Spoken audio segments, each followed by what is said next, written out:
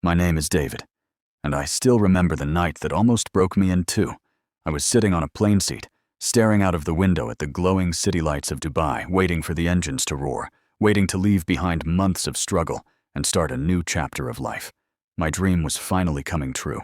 I had worked day and night, saved every penny, and now I was about to fly to the place I always imagined, the city of opportunities, the land where I believed my future would be written. But fate has its own way of reminding you that you are never in control. Just as the cabin crew began their announcements, my phone vibrated one last time before I switched it off. I looked at the screen. It was a call from home, from my mother. My chest tightened as I answered, thinking it would be a simple goodbye. Instead, I heard the trembling voice of my cousin. He said, "David, you need to come back now. Your mother needs blood urgently. She has been admitted to the hospital. Her condition is critical." For a moment, the world around me fell silent. I could no longer hear the voices of the passengers or the instructions of the crew.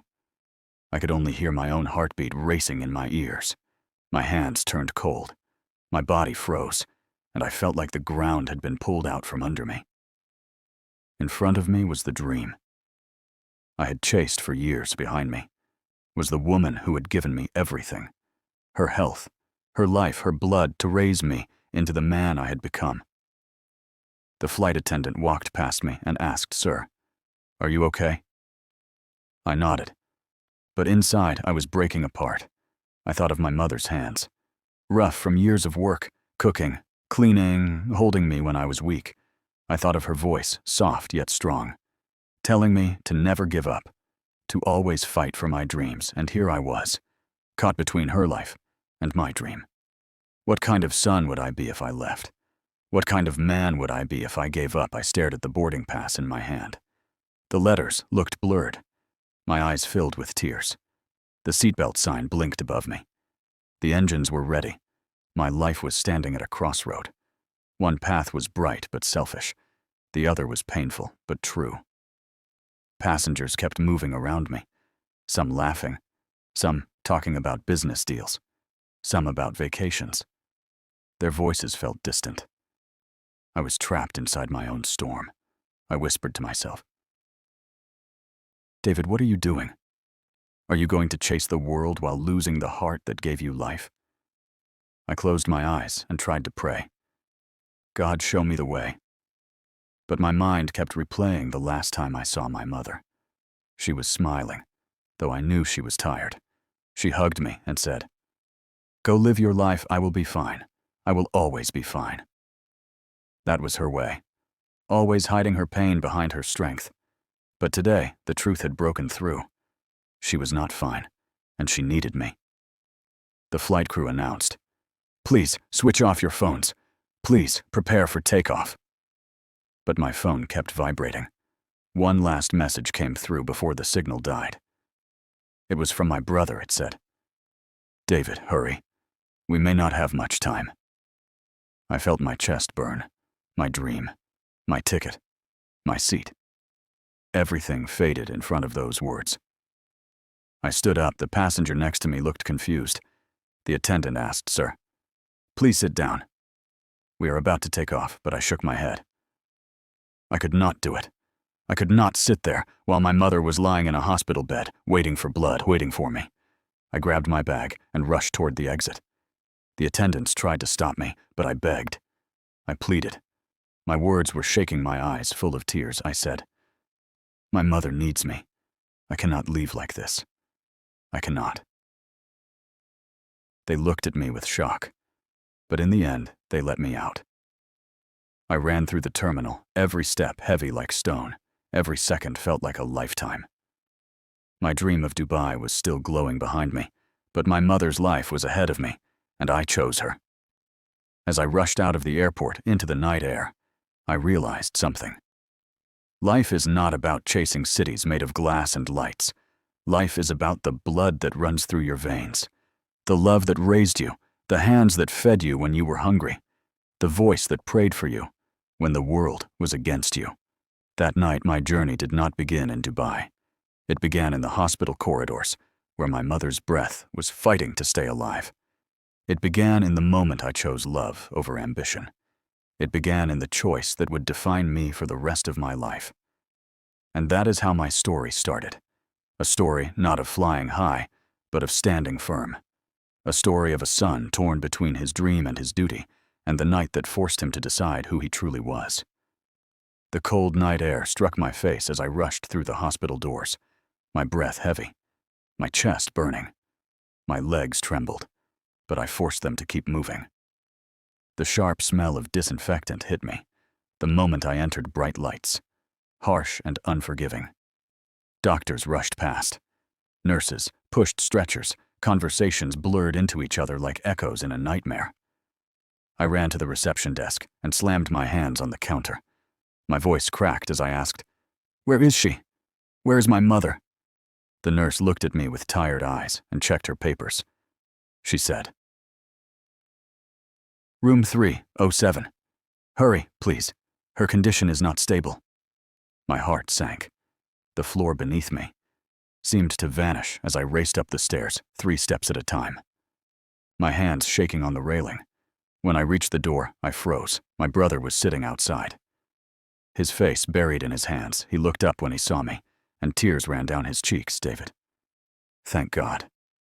You are here." "We did not know if you would make it." I could see the pain written all over his face, but also a flicker of relief that I had chosen to come back. I pushed open the door. My world stopped. My mother lay on the bed, her face pale, her body weak, yet her eyes searched the room and landed on me. The moment she saw me, a faint smile appeared on her lips. She whispered my name. "David."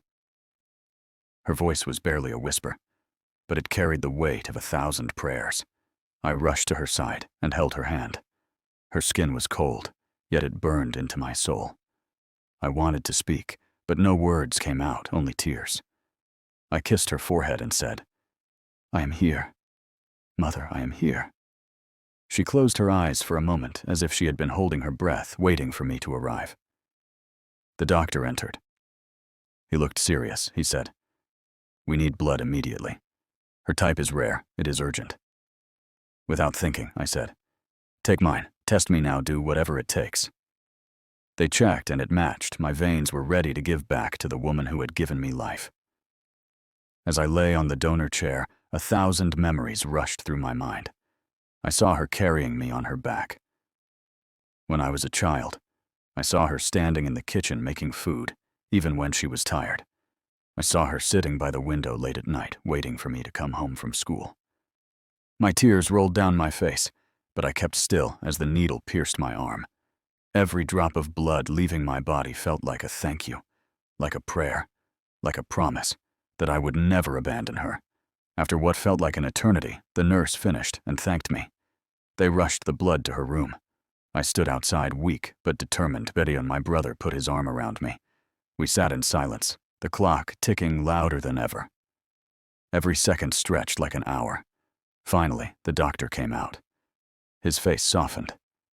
He said, "She is stable for now, but the next 24 hours are critical." Relief washed over me, but fear still held my heart. I walked back into the room and saw her breathing slowly, peacefully. The machines beeped steadily.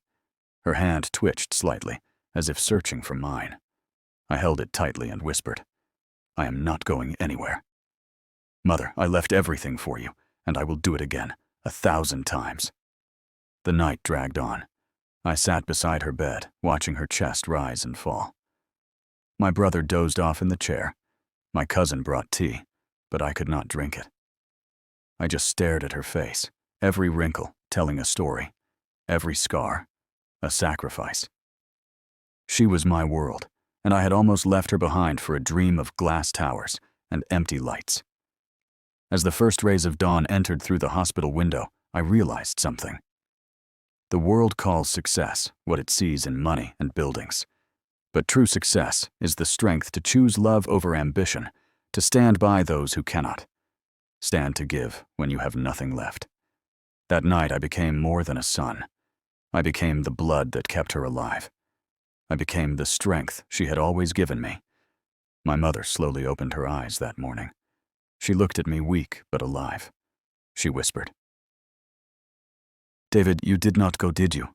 I smiled through my tears and said, "No, Mother, I came back for you. Always for you." She squeezed my hand with the little strength she had and whispered softly, "You are my dream." Her words shattered me more than anything else.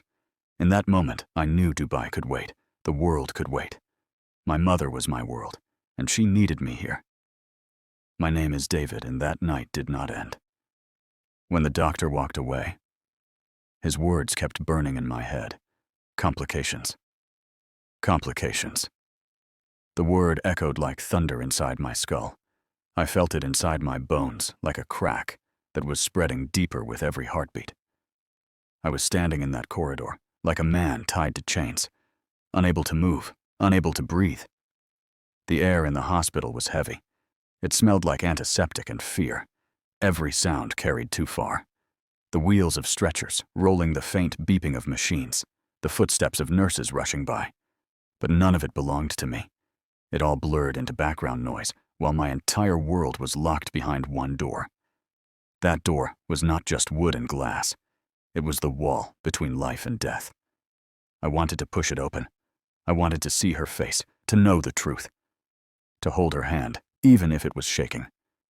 But the rules kept me outside like an exile. In my own story, my fists curled, my nails dug into my palms, my lips whispered broken prayers over and over. God save them. God, do not let tonight end like this. Minutes kept falling like stones into a bottomless well. I could not tell how long I had been sitting there. The hands of the clock moved. But each tick was slower than the last. Each second stretched until it felt like an eternity. My chest rose and fell in shallow gasps, as though the air itself was rejecting me. I remembered her laugh from the early days when we were young and fearless. I remembered the way she tilted her head when she teased me about forgetting to lock the door.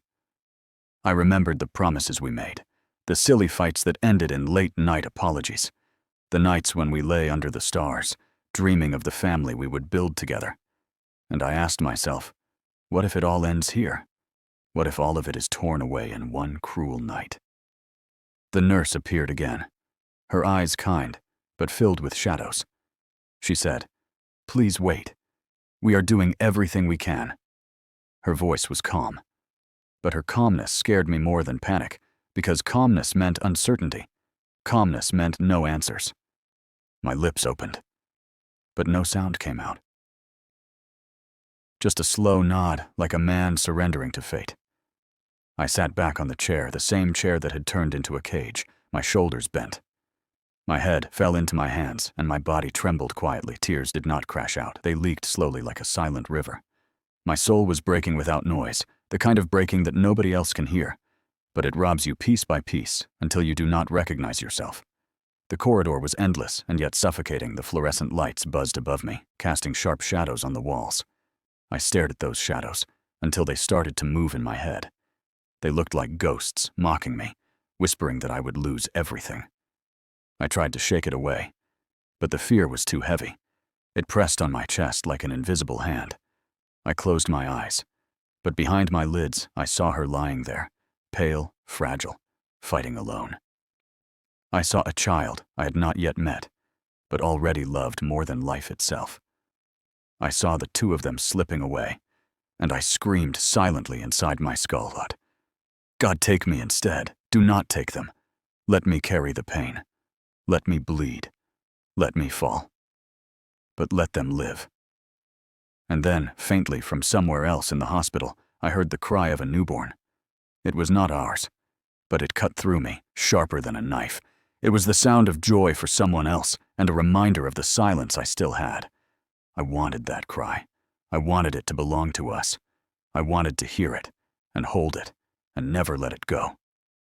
I pressed my forehead against the cold wall, the chill seeping into my skin, my breath fogging the surface, my hands trembling against the paint. I whispered again, God, if you are real, do not turn your face away from me. Tonight, this is not about pride.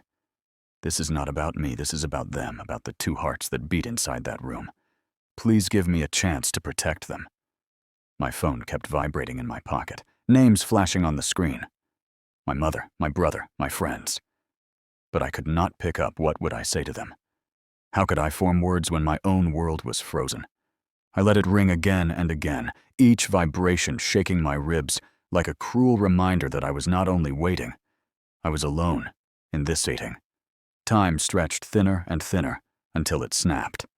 I stood up and walked toward the small window on the far end of the corridor. Outside, the city was sleeping. The streets dim and empty, the streetlights glowing weakly. The world carried on as though nothing was happening, while my world was burning from the inside, and I thought how unfair it was, how cruel that the world does not stop when your own does. I pressed my palms against the glass and whispered to my reflection. David, you cannot fall now. You cannot break now. If you break, they will not have you. When they need you most. I tried to hold myself together, but the cracks were too many. My chest rising and falling like waves against rocks. My knees weak. My vision blurred. The door opened again, and this time it was not just a nurse. It was the doctor. His steps heavy, his face pale, his coat stained, his eyes unreadable. I froze in place, unable to move, unable to speak. He looked at me and said, "David, there are complications, but we will do everything we can. You need to stay strong." Those words were not answers. They were knives. They were worse than yes or no. They were maybe, and maybe is the cruelest word in the world. Maybe keeps hope alive, but also keeps fear alive. Maybe is a prison built of both light and darkness. I felt my soul shatter into pieces again, but I nodded like a man hanging from a cliff by one hand, pretending he is not afraid of the fall. I turned back toward the chair, but I could not sit. I kept walking in circles, my hands pulling at my hair, my lips moving with prayers that no longer had shape, no longer had language, just raw sound echoing in my throat. I wanted the night to end, but I feared the ending more than the waiting. The clock ticked louder and louder, each sound like a hammer striking inside my skull, and I kept whispering the same thing over and over. God, let me hold them. God, let me see them. God, do not take them away from me. That night did not belong to the world. It belonged to my fear, my prayers, my breaking, and my hope. It was the longest night of my life, the night that tested every promise, every strength, every weakness. It was the night that would decide who I would become from this moment onward.